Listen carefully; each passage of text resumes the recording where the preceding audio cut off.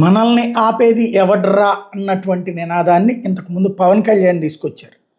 నన్ను ఆపేవారు ఎవరు లేరు అన్నటువంటి డైలాగ్ ఇప్పుడు జూనియర్ ఎన్టీఆర్ నోటి వెంట.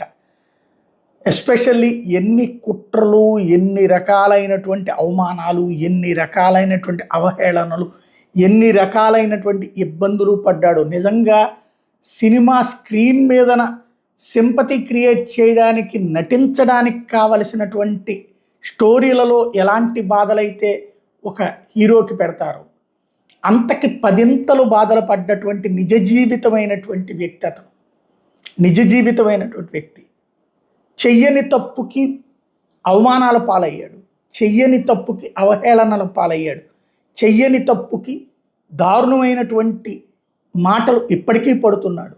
అట్లాంటి జూనియర్ ఎన్టీఆర్ ఇప్పుడు ఓ పక్కన తెలుగు సినిమాల్లో తొక్కేయడానికి చూస్తున్నటువంటి సందర్భంలో నిలదొక్కుని అద్భుతమైనటువంటి టాప్ హీరోలలో ఒకడిగా నిలవటం ఒక ఎత్తు అయితే, రెండవది ఇప్పుడు జాతీయ స్థాయి, అంతర్జాతీయ స్థాయి ఒక RRR లాంటి వాటి ద్వారా సక్సెస్ అయితే, ఇప్పుడు జాతీయ స్థాయిలో హృతిక్ రోషన్తో వార్ 2 తీస్తున్నటువంటి నేపథ్యంలో, అది రిలీజ్ అవుతున్నటువంటి నేపథ్యంలో ఆ రిలీజ్ సందర్భంగా తన తాతని గుర్తు చేసుకుంటూ ఆయన ఆశీస్సులున్నంత వరకు నన్నెవ్వరూ ఆపలేరు అన్నటువంటి స్టేట్మెంట్ ఇచ్చుకొచ్చారు.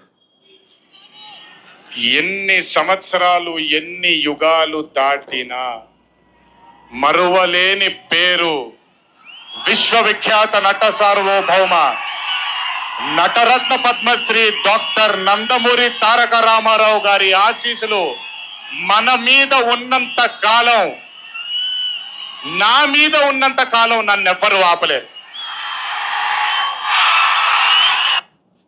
అంటే తను ఈ మధ్య కాలంలో ఫేస్ చేస్తున్న పాయింట్ని ఇందులో గుర్తు చేశారా? ఎందుకంటే ఆయన ఆశీస్సులు ఉన్నాయి కాబట్టి నన్ను ఎవరు ఆపలేరు అంటే, ఆపే ప్రయత్నాలు జరుగుతున్నాయా, ఆపే ప్రయత్నం జరిగిందా, అందువల్లనే ఇబ్బంది పడుతున్నాడా? ఇది ఇప్పుడు కొత్త చర్చకి తావిచ్చిన అంశం.